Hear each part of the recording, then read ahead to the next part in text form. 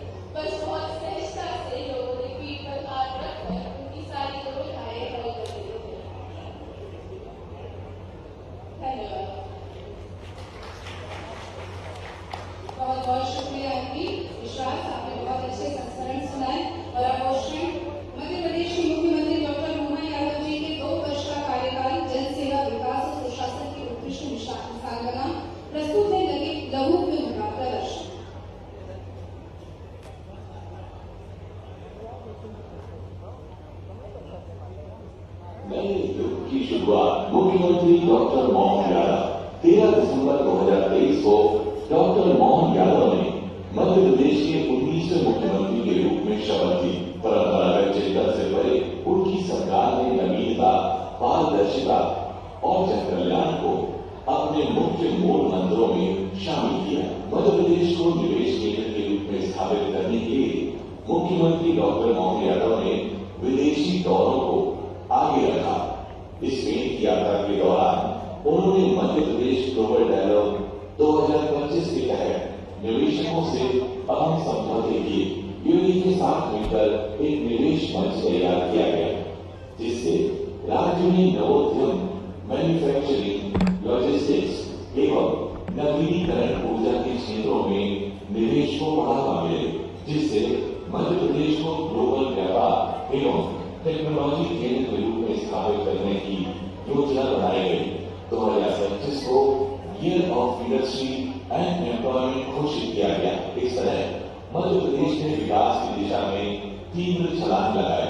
शिक्षा एवं छात्र कल्याण को भी महत्व देते हुए छात्रावास, आईटी केंद्र, कृषि संस्थान, इनोवेशन हब आदि। इस तरह उनका ध्यान रहा कि कृषि एवं स्वास्थ्य के क्षेत्रों में जमीन पर बदलाव आए। विकास और पर्यावरण के बीच संतुलन स्थापित करना मुख्यमंत्री यादव की मंशा रही है कि इंफ्रास्ट्रक्चर विकास में पारंपरिक पर्यावरणीय बुद्धिमत्ता को शामिल करें।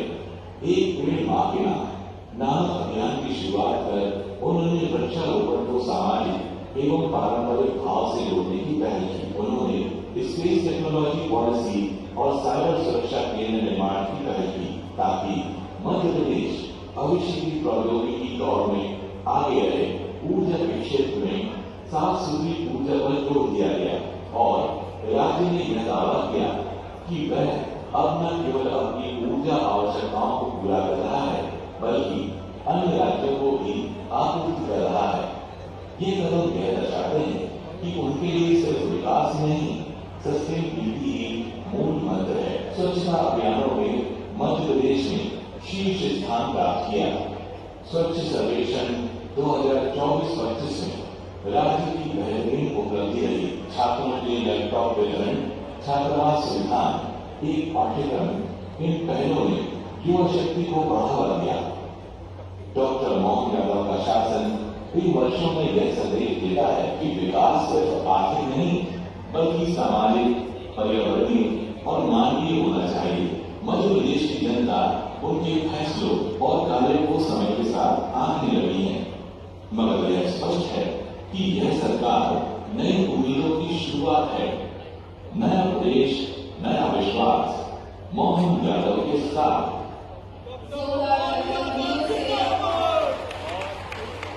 अभी आपने प्रस्तुतिकरण देखा, लघु फिल्म का प्रदर्शन देखा। जन कल्याण प्रगतिशील राष्ट्रीय अभियान मध्य प्रदेश दिख रहा है। कार्यक्रम को आगे बढ़ाते हुए सम्मान मंच पर आमंत्रित करते हुए 3 बार के विधायक हमारे नए माननीय विधायक एंड विधानसभा क्षेत्र श्री अशोक कुमार।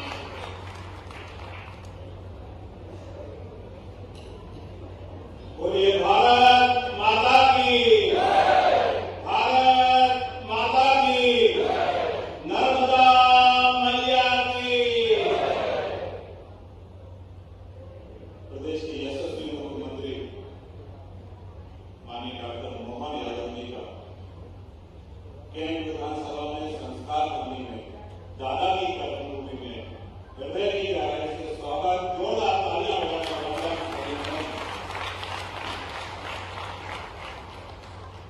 आज के कार्यक्रम की अध्यक्षता कर रहे मध्य प्रदेश शासन के लोक निर्माण मंत्री माननीय राकेश सिंह जी, जोरदार तालियां बजाकर स्वागत करें। राज्यसभा सांसद आदरणीय सुमित्रा वाल्मीकि जी, सबके लिए तालियां बजाइए हमारे अध्यक्ष जोरदार। देखिए, तालियां बजाएंगे तो कुछ ना कुछ देकर जाएंगे, इसलिए जोरदार तालियां बजाएं। श्री अविनाश पांडे जी, उत्तर मध्य के विधायक,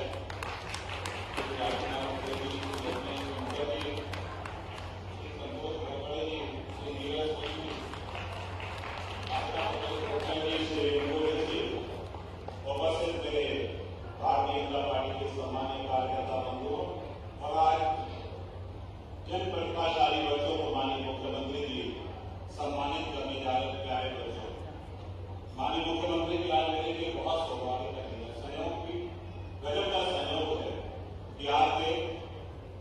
उच्च शिक्षा मंत्री रहते हुए जब मैंने आपसे मांग की थी कि इस कॉलेज की स्ट्रेंथ बढ़ती जा रही है और इसके लिए कुछ राशि दे दीजिए, बोले कितनी चाहिए, हमने कहा जितनी आप दे सकते हो।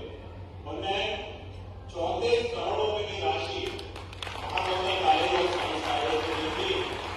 और उससे बड़ा सफल संयोग ये है कि जिसकी राशि थी, जिसका भूमि पूजन माननीय मुख्यमंत्री जी ने किया, उच्च शिक्षा मंत्री रहते हुए किया, आज उनका लोकार्पण माननीय मुख्यमंत्री जी कर रहे हैं। उससे बड़ा सफल सहयोग किसी चीज का हो नहीं सकता। आज हमारे विधानसभा में आपके द्वारा बहुत सारी सौगातें दी गई। दादा द्वारा बनाया हुआ सिविल अस्पताल जो 50 बिस्तर का था, आपने उसमें 100 बिस्तर की बिल्डिंग के लिए 44 करोड़ रुपए की राशि दी। वो बंजर परिवार है, बहुत जल्दी उसका भी लोकार्पण आपके द्वारा होगा।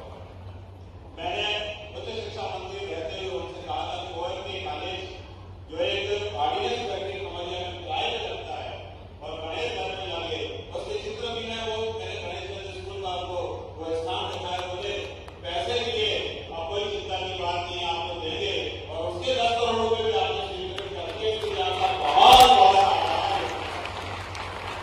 यह विधानसभा वास्तव में माननीय मुख्यमंत्री जी शिक्षा के क्षेत्र में बड़ा मैं सौभाग्यशाली हूँ कि मुझे विरासत में 4 यूनिवर्सिटी, 5 सरकारी कॉलेज, इंजीनियरिंग कॉलेज जो विरासत में मिला। अब इनकी सबसे बड़ी जो चिंता है, इनकी पढ़ाई के साथ साथ आने वाले समय में उद्योग के क्षेत्र में जो आपका कार्य हो रहा है, मोहनिया में 25 एकड़ जमीन लगभग स्वीकृत हो चुकी है। आपसे विनम्र आग्रह है कि जल्दी उस कार्य को प्रारंभ कराने के लिए आप भूमि पूजन करना है, ताकि जिन बच्चों को आज आप प्रतिभाशाली बच्चों को सम्मानित करने जा रहे हैं, इनके करियर की चिंता करते हुए जो उद्योग को लंकर हुए हैं, ऐसा मैं आज आपका उद्योगों के क्षेत्र में जितना निवेशकों को आपने 2 वर्षों में आकर्षित करने का काम किया है, जिस तरीके से हर प्रदेश और विदेश में जाकर मध्य प्रदेश में भी आपने निवेश का काम किया है, ये इसी का परिणाम है कि अभी उम्मीद करनी है कि मध्य प्रदेश भारत का आत्मनिर्भर मध्य प्रदेश बनने वाला है। ये आपके प्रयासों से निरंतर चल रहा है। आज मैं बहुत ही प्रसन्न हूँ कि आपने दादा ईश्वरदास रोहिणी स्टेडियम जिसका आपने लोकार्पण किया, और जबलपुर में ऐसा स्टेडियम है, महाबलेश्वर ऐसा स्टेडियम नहीं होगा कि आजादी के लिए उसका आपने लोकार्पण किया था। उसके लिए भी आज मैं मंच के माध्यम से बहुत बहुत आभार व्यक्त करता हूँ। पांडित्य स्कूल आपने हमें दिया है, चल भी रहा है, लेकिन उसकी बिल्डिंग का निर्माण जल्दी शीघ्र प्रारंभ हो जाए, ऐसा मैं आपसे आग्रह करता हूँ। आपने लगभग 40 करोड़ रुपए की लागत से सड़कों के जो कार्य प्रारंभ होना है, उसकी आपकी राशि हमको दी। इसके लिए भी आज मैं इस मंच के माध्यम से आपका आभार व्यक्त करता हूँ। और साथ ही आज मैं बच्चों के लिए 2 लाइनें कहकर अपनी बात को समाप्त करूंगा। बच्चों, आप बहुत बड़े सौभाग्यशाली हैं कि माननीय मुख्यमंत्री जी आज आपको आपके बीच में अपनी बात रखेंगे, सम्मानित करेंगे, उद्बोधन देंगे। लेकिन इस स्थिति तक पहुंचाने का काम अगर आपको किसी ने किया है तो माता पिता और गुरु ने किया है। अपने जीवन में अगर सफलता निरंतर प्राप्त करना है तो अपने जीवन में माता पिता और गुरु को कभी नहीं भूलना, उनको हमेशा सम्मान देते रहना। आपकी सफलता निरंतर आगे बढ़ती रहेगी, ये मैं आपको विश्वास दिलाता हूँ। साथ ही और माननीय मुख्यमंत्री जी आज बच्चे इसलिए भी प्रसन्न है कि आज आपकी मुस्कुराहट और सफलता का राज भी जानना चाहते हैं, इसलिए इस मंच के माध्यम से बच्चों को प्रेरित करें कि सफलता मुस्कुराहट के साथ कैसे प्राप्त की जाती है। जय हिंद, जय भारत। बहुत बहुत धन्यवाद माननीय विधायक जी। और एक बेहद ही खूबसूरत बात, दादा की पाठशाला का शुभारंभ आज माननीय मुख्यमंत्री जी के हाथों से होगा। कैंट विधानसभा क्षेत्र में शुरू की जा रही एक बेहद अच्छी पहल, जहां निःशुल्क कमजोर आर्थिक परिस्थिति वाले बच्चों को निःशुल्क प्रतियोगी परीक्षा का मार्गदर्शन मिलेगा कोचिंग के माध्यम से। हमारे माननीय दादा पूर्व विधायक स्वर्गीय ईश्वरदास रोहाणी जी ने जो सपना देखा था, उसे पूरा करने के लिए विधायक अशोक रोहाणी जी आगे बढ़ रहे हैं, अभियान को आगे बढ़ाया है। गौतम IAS और मोमेंटम सेंटर जैसी संस्थाएं इस मिशन को साकार करेंगी और इस गौरवपूर्ण पहल का शुभारंभ मध्य प्रदेश के यशस्वी मुख्यमंत्री डॉक्टर मोहन यादव जी के कर कमलों से हो रहा है। जोरदार तालियों से हमें आगे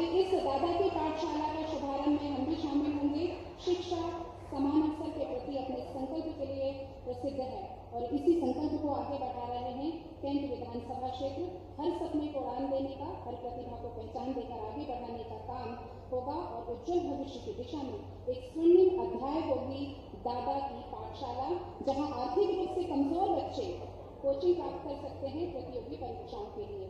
कार्यक्रम को आगे बढ़ा रही हूँ और माननीय अब मैं उद्बोधन के लिए मंच पर आमंत्रित करती हूँ माननीय श्री राकेश सिंह जी को, लोक निर्माण जी। मैं मंच पर सादर आमंत्रित करती हूँ मध्य प्रदेश के मुख्यमंत्री, यशस्वी मुख्यमंत्री डॉक्टर मोहन यादव जी को कि वो इस मंच पर आकर हम सबको अपना संबोधन आशीर्वचन दे। जोरदार करताल ध्वनियों से हम स्वागत वंदन अभिनंदन करते हैं हमारे माननीय मुख्यमंत्री जी का, जो हमारे साथ हमेशा साथ रहते हैं।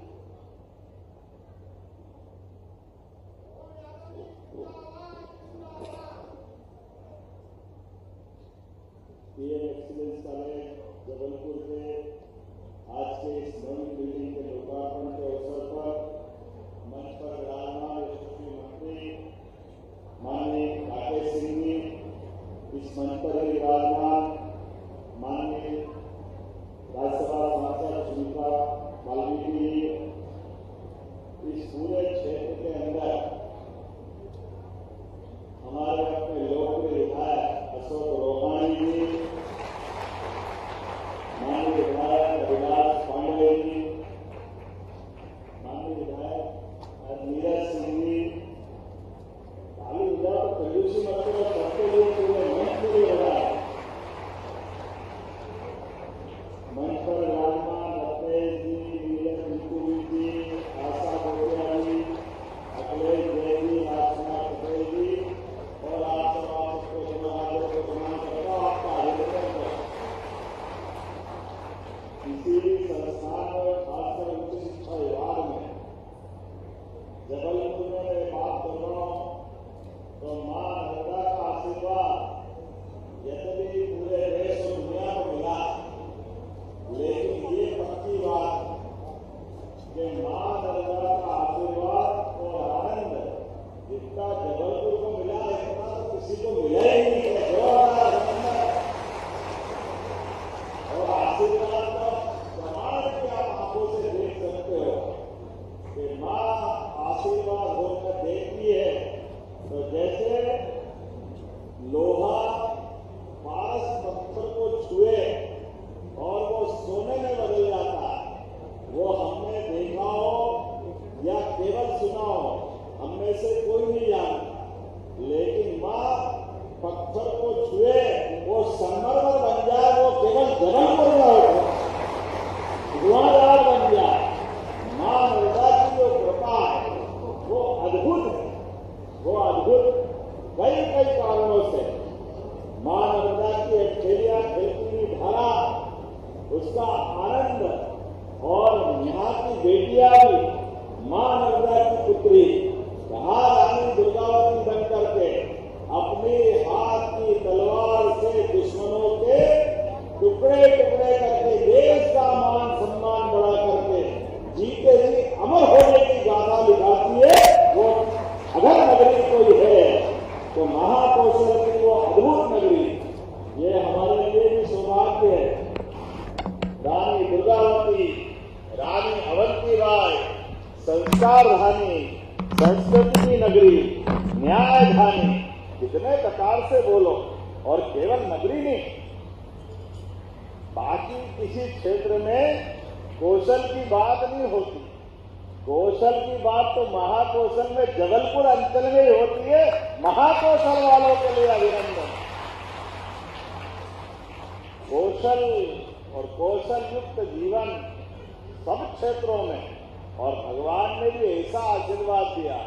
प्राकृतिक नैसर्गिक सौंदर्य का प्रतिमान अगर कोई है, मुझे गर्व है वो सर्वाधिक आशीर्वाद महाकौशल को मिलता है। जोरदार अभिनंदन अपनी इस भगवान की विशेष कृपा वाले क्षेत्र के लिए। आज जब मैं दीपोत्सव के बाद संस्कार धानी में आया तो खाली हाथ नहीं आया। जोरदार अभिनंदन। इतना भव्य भवन और अलग अलग प्रकार के कई सारे निर्माण कार्य, लोकार्पण, भूमि पूजन। अशोक जी, आपको भी दादा का आशीर्वाद मिला। जोरदार इनमें हमारे विधानसभा के पूर्व अध्यक्ष ईश्वरदास रोहानी जी, बेटी ने कितना अच्छा बोला, जोरदार अच्छा अभिनंदन। उसका जो बात के लिए जो उसके भाव है, क्या ठोक के बोल रही थी। जोरदार अभिनंदन हमारी बेटी के लिए। उसने अपनी बात रखी। स्वर्गीय ईश्वरदास रोहानी जी के उस समय के अपनी विधानसभा के माध्यम से अपने कामों के बलबूते पर जीते जी अमर हो गए। ऐसे विधानसभा अध्यक्ष जी के लिए एक बार फिर अभिनंदन करता हूं। और ये कहावत, बड़े मियां तो बड़े मियां, छोटे मियां सुभान अल्लाह। जोरदार अभिनंदन अशोक भैया के लिए। ये भी उसी से लिए चल रहा है। एक एक चीज विधिवत कैसे हो, कोई चीज छूटे कैसे, छोटे से छोटे कार्यकर्ता का भी ध्यान रखते हैं। लेकिन छोटे कार्यकर्ता को छोटे में निपटा है, उसको भी सम्मान के साथ, हमको भी माला और उनके हाथ में गजमाला। जोरदार अभिनंदन सबको समेटने के लिए। ये माननीय मोदी जी के लिए जोरदार अभिनंदन करें। श्रीमान नरेंद्र मोदी जी के लिए, जिनके आशीर्वाद के बाद यह हमारी सरकार बनने के साथ माननीय राकेश सिंह जी यहाँ है। कभी हमने सोचा था इस जबलपुर की नगरी में पूरे प्रदेश का सारा डेवलपमेंट अलग टाइप का, लेकिन इतना एलिवेटेड रोड, इतना बढ़िया, नीचे आप अपना व्यापार व्यवसाय करो, ऊपर से अपना सारा वाहन साधन ट्रांसपोर्टेशन की व्यवस्था हो जाए। ये किसी नगरी में प्रदेश में सबसे अच्छी है।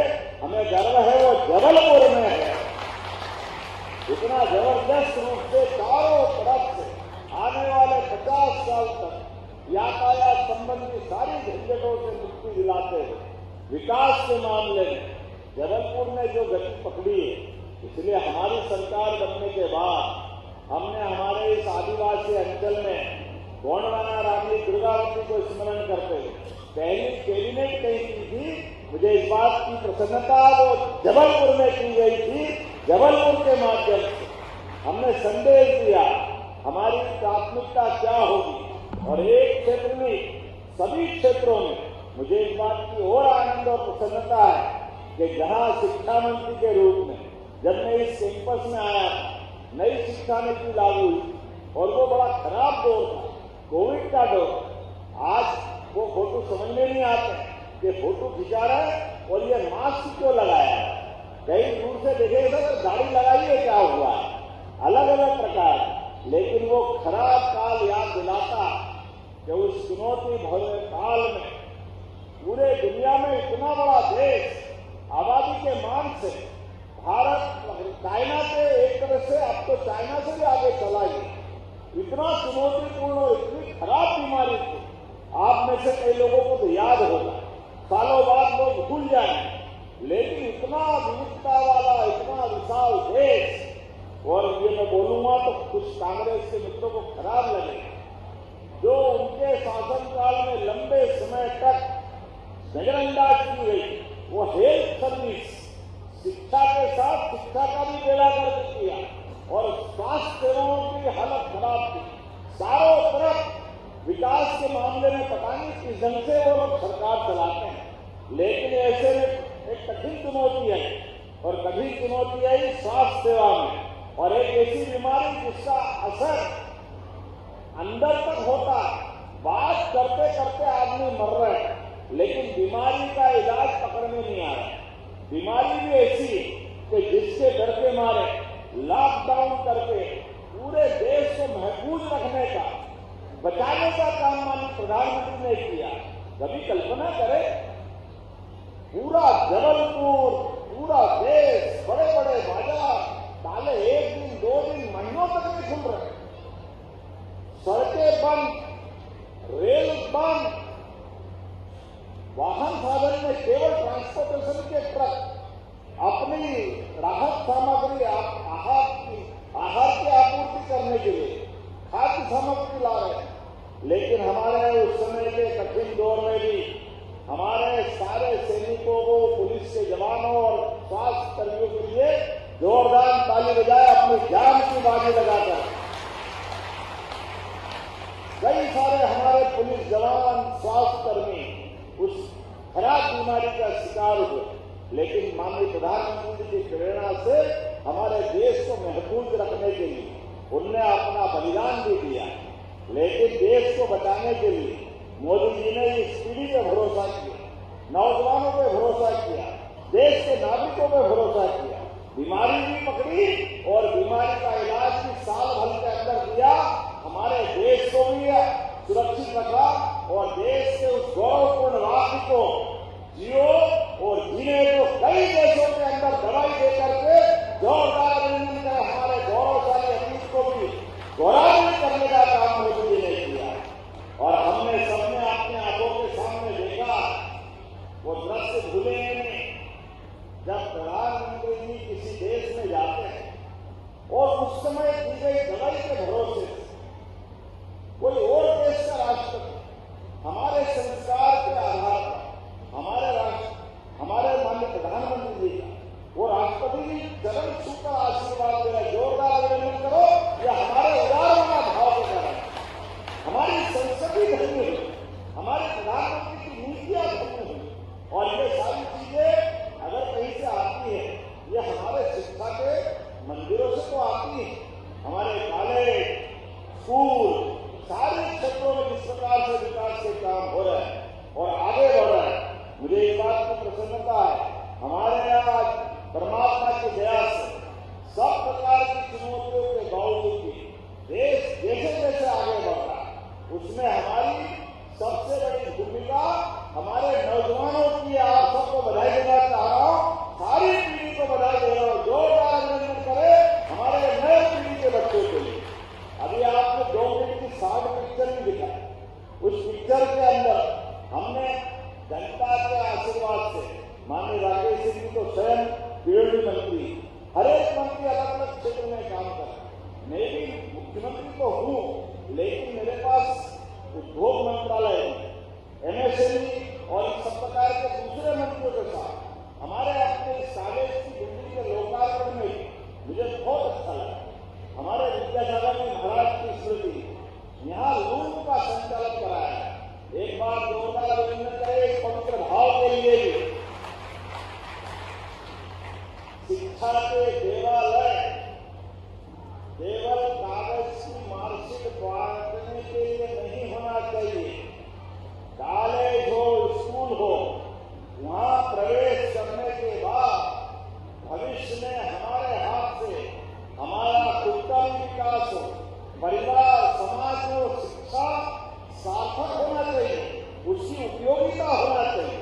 इसलिए रोजगार पर शिक्षा के आधार पर और इतनी बड़ी आबादी हमारे अपने प्रदेश के अंदर भी हमने सभी प्रकार के निवेशों के आधार पर आइए हमने कहा कि हमारे बच्चे डॉक्टर, वकील, इंजीनियर इस भी क्षेत्र में जाना चाहिए और बड़े बड़े उद्योगपति से लगा करके छोटे से छोटे काम को भी अपने स्तर पे करके हमारे स्वदेशी के मूल मंत्र को भी मजबूत करें और स्वदेशी के आधार पर प्रदेश को आत्मनिर्भर बनाए और प्रदेश के आधार पर देश के साथ, मोदी जी के साथ कदम से कदम मिला के चले।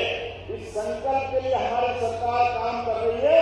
जोरदार अभिनंदन स्वदेशी के भाव के लिए भी करें। कई प्रकार से हम लोग आगे बढ़े। जब मैं आपसे अपने मित्रों की सब देख के बात करता हूँ तो बड़े पैमाने का आदिवासी अंचल भी हमारे यहाँ के विद्यार्थियों के परिवार में मिलता है। ऐसे में कोदो कुट्टी को भी हमने कहा फसल में ये जो मोटा अनाज हमारा परंपरागत अनाज, उस अनाज को भी हमारे यहाँ प्रोत्साहन देने की आवश्यकता है। तो कोदो कुट्टी खरीदी का भी हमारी सरकार ने निर्णय किया। ये श्री अन्न के माध्यम से हमारी विशेषता भी आई और लाडली बहनों के लिए आज मुझे इस बात की प्रसन्नता है कि आप 250 रुपये क्विंटल, पहले कोदो कुट्टी का जो लगभग हमारे बीच में कुट्टी तो 3,500 और कोदो को हम 2,500 क्विंटल खरीदेंगे। इसके साथ साथ बहुत सारे प्रकार की योजना बता सकता हूँ। लेकिन आज तो थोड़ी समय की कमी थी। आज 23 करोड़ की लागत से 2 बड़े कार्य, 13 करोड़ की लागत से ये पीएम एक्सीलेंस शासकीय अग्रणी महाविद्यालय के भवन का लोकार्पण करना है, जिस 4 मंजिली भवन में 19 अत्याधुनिक कक्षाएं, प्रयोगशालाएं, स्टाफ रूम, कॉमन रूम और दिव्यांगजनों के लिए भी विशेष सुविधाएं हैं। शासकीय विज्ञान महाविद्यालय में 10 करोड़ से अधिक की लागत से नवीन भवन और उन्नयन के कार्य कर रहे हैं। जब मैं आपसे आपके कॉलेज की सौगात देने की बात कर रहा हूँ तो बाबू क्या बोलते थे, पापा हाथ में कोई दर्द नहीं होने के लिए क्या बोलते थे? हाँ, ताली नहीं बजाओ तो हाथ पुराएगा, आनंद आना चाहिए ताली के साथ। आपकी सौगात में दे रहा तो मेरे बोलने में आप ऐसे खो गए कि भूल लिया कि काहे के लिए आए, ऐसा आनंद के लिए आए। आज हमारे लिए होली, दिवाली, हर त्योहार से बढ़कर आनंद है। इस कैंपस में नई सौगातें मिल रही है तो ऐसा लगना चाहिए बड़े पैमाने पर इन सौगातों का स्वागत भी होना चाहिए। दोनों हाथ ऊपर करके आनंद के साथ लगना चाहिए कि हाँ, हमारे सौगात का आनंद हमको मिल रहा है। ऐसे नए भूमि पूजन भी हो रहे हैं अलग अलग प्रकार के। पीएम उषा अंतर्गत प्रधानमंत्री पीएम एक्सीलेंस कॉलेज महाकौशल में नवीन भवन का भूमि पूजन कितने प्रकार से कराए गए तो मैं भूल ही गया। नई नई चीजें कहां से जोड़वा ली, लेकिन कोई बात नहीं, जितना जबलपुर मांगे उतना देने में आनंद आता। ये तो देने का कितने प्रकार से आया। जब मैं लोकार्पण भूमि पूजन के साथ टापर्स बच्चों को बधाई देता, तो ये अलग अलग प्रकार के ऐसे हमारे बच्चे जो अपनी प्रतिभा से भविष्य की लंबी उड़ान के लिए तैयार हो रहे हैं, इनके माध्यम से मैं अभी दूसरा अपने बच्चों से बात हो रही है कि आप पढ़ लिख करके आगे क्या करोगे। कोई 2-4 वर्ष से लगातार आईएएस बनने की बात है, कुछ ने आईपीएस की बात की, एक आदमी का मैं प्रोफेसर भी बनूंगा, 2-3 ने बोला मैं सेना में भी जाऊंगा, लेकिन हमने कहा राजनीति में भी आओ भाई, सब इधर ही उधर जाओगे, इधर भी तो आना चाहिए। ये लोकतंत्र कैसे बचेगा? लोकतंत्र आप सबकी मदद से बचेगा, ये बात सही है। ये थोड़ा सा मार्ग हमारा कठिन मार्ग भी, हर 5 साल में चुनाव से परीक्षा होती और मध्यावधि होगा तब भी नहीं है, लेकिन उसके बावजूद भी आज दुनिया के अंदर भारत का मान सम्मान बढ़ा, तो उसका सबसे बड़ा कारण इस देश का लोकतंत्र। जोरदार अभिनंदन करें अपने लोकतंत्र के लिए। और अतीत के उदाहरण सामने आप बताओ, नेताजी सुभाष चंद्र बोस जहां इसी जबलपुर के उस नगर में आजादी से पहले कांग्रेस के अध्यक्ष बाकायदा निर्वाचन में जीते, नेताजी सुभाष चंद्र बोस ने अंग्रेजों के समय मुहावरा चलता कि अंग्रेज कहते थे हम तो पैदा ही राज करने के लिए हुए हैं, हमने बौद्धिक क्षमता इतनी है कि हमारी बराबरी कोई कर नहीं सकता, हमसे अच्छा शासन कोई चला नहीं सकता, हमसे ज्यादा अक्लमंद कोई होता नहीं। पता नहीं कितने प्रकार के मुहावरे चलते हैं।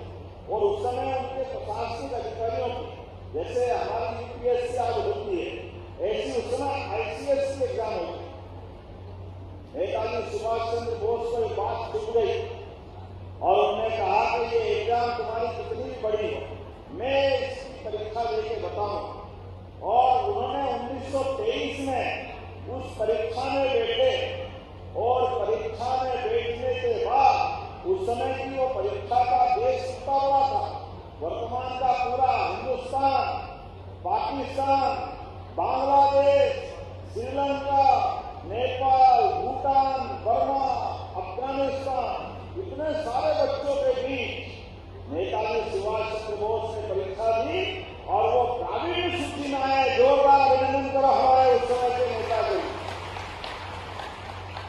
हमारी युवा पीढ़ी गौरवान्वित होगी उनके बाद के कामों के लिए।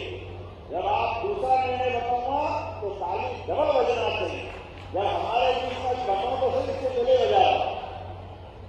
नेताजी सुभाष चंद्र बोस ने एग्जाम में पास होकर बताया, उन्होंने कहा ये तो वो जवाब था जो अंग्रेज कहते थे कि भारतीय हमारे बराबर बुद्धिमान नहीं है,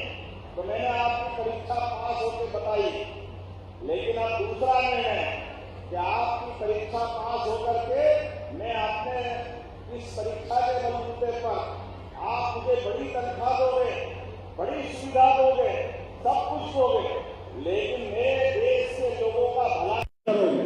मेरा देश गुलाम है, मुझे स्वतंत्रता की अलग जगाना है।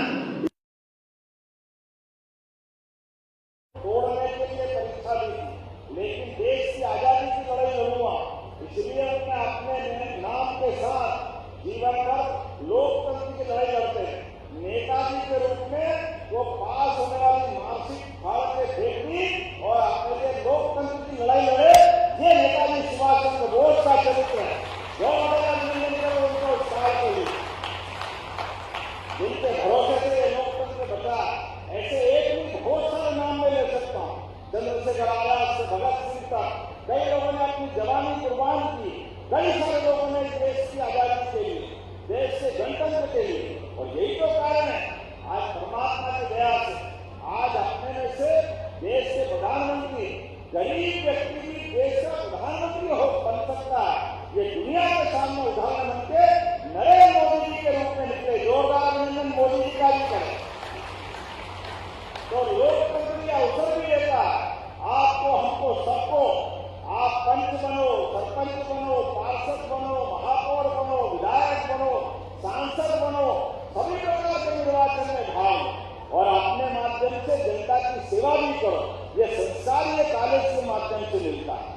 सभी प्रकार की पॉलिसियां बनाकर दुनिया के अंदर हमारी जो संस्कृति है उसकी धारा को लेके चलो। सर्वे भवन्तु सुखिनः, सर्वे सन्तु निरामया, ये बोलने की नहीं है, करके दिखाने की भाव। इसके लिए आइए हम अपने ऐसे प्रत्येक माँ सरस्वती के मंदिरों की पूजा करें, इसका सभी प्रकार के चीजें व्यवस्थाओं का लाभ लें और भारत की अच्छाइयों को दुनिया में बांटे। मेरी अपनी ओर से सारी सौगातों के लिए जोरदार अभिनंदन और जोरदार बधाई। बहुत बहुत धन्यवाद। भारत माता की जय।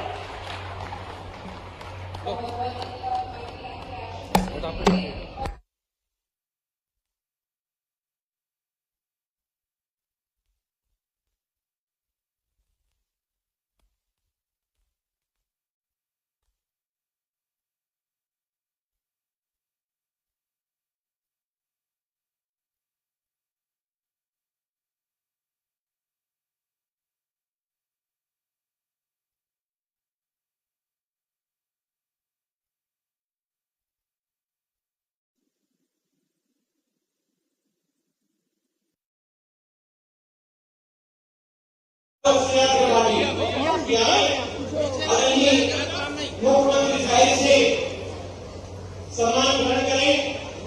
इसका तैयार है दर्शिका तिवारी, जानवी पिल्ले, माही गुप्ता, संजना केवट, शिवम जायसवाल, सौम्या पटेल, शिखा त्रिपाठी। और उसके पश्चात तैयार है उमेश सोनकर, सिद्धार्थ पटेल, स्नेहा गोटिया, तनिषा साहू, नंदिनी सोनी, मानसवी शर्मा, आर्नव शर्मा, अर्पिता सिंह। और इसके पश्चात प्रधानमंत्री कॉलेज ऑफ एक्सीलेंस शासकीय महाविद्यालय कॉलेज, प्रवीण सुचिके, प्राची पटेल, अवनीश कुमार तिवारी, कार्तिक विश्वकर्मा, दीपक कुमार साहब, मीनाक्षी पटेल।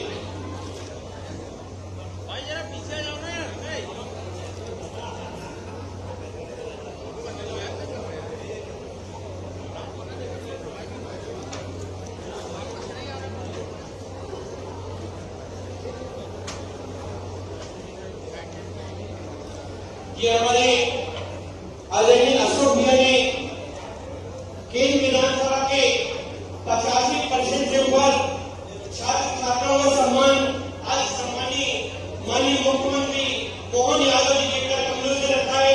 ये बच्चे भविष्य में अपने नाम रोशन करें, यही कामना आदरणीय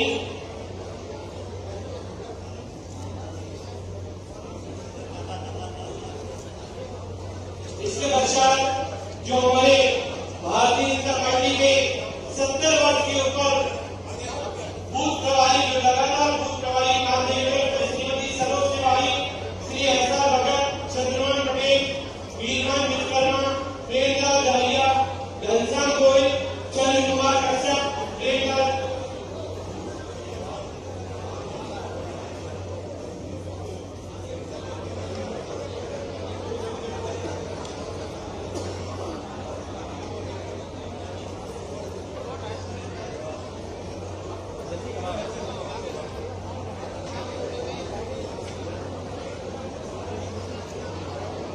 भूपेंद्र गौतम, रतन सिंह राजपूत, मेवालाल यादव, श्री लोचन दुबे और जिन्होंने केंद्र विधानसभा के मेधावी खिलाड़ियों, जिन्होंने नेशनल और इंटरनेशनल क्रीड़ाएं, श्री हर्ष हजमलाल शूटिंग में, सुरेश सैनिक फुटबॉल में, रोहित कपूर जी रोड साइकिल में, जितेंद्र कौर बॉक्सिंग में, यशवर्धन स्वामी रोज वर्ल्ड चैंपियन, आर्य जैन कराटे और शूटिंग पिस्टल में, आकाश रैंकर मूर्तिका और हमारे केंद्र विधानसभा के वे प्रसिद्ध social media activist CP Maurya, Pankaj Tiwari, Ayush Sahu, Ashutosh Sahu, Saurabh Sanghi और केंद्र विधानसभा में सौर ऊर्जा संबंधित समूह जिन्होंने कई लोगों को रोजगार दिया है, श्रीमती विभा उपाध्याय, श्रीमती पूनम पटेल, श्रीमती मलकियत कौर, श्रीमती पुष्पा गुप्ता, श्रीमती लक्ष्मी चौधरी।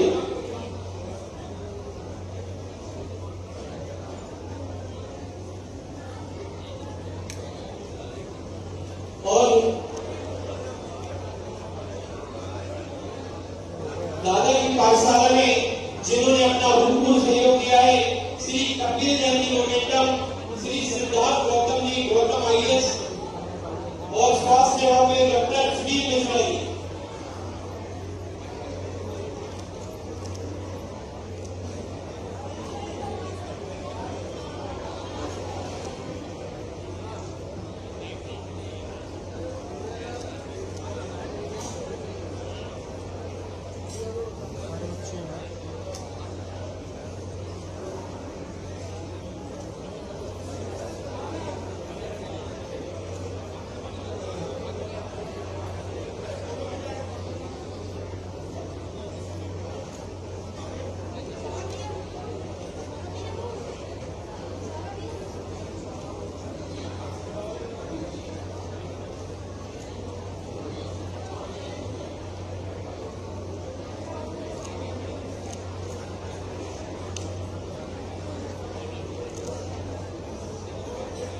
आज एक विधानसभा के मेधावी छात्र खिलाड़ी वरिष्ठ कार्यकर्ता इस बात को लेकर गौरवान्वित हो रहे हैं कि आदरणीय श्री मोहन यादव जी के कर कमलों के द्वारा आज सभी का सम्मान हो रहा है।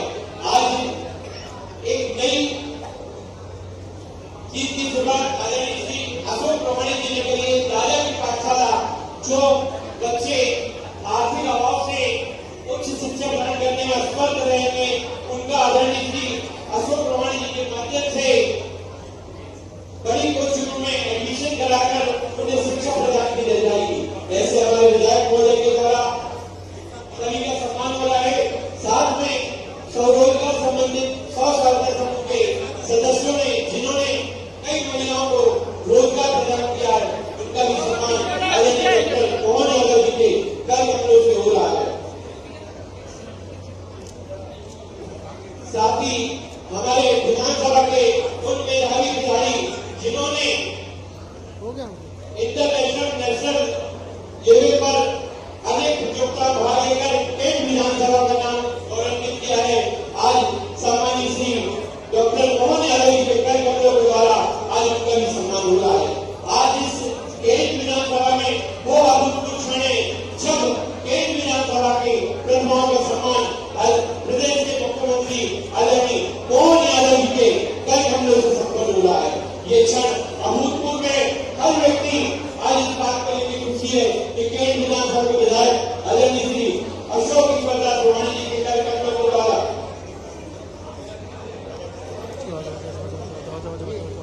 महाकौशल कॉलेज के 5 बच्चे श्री राजी पटेल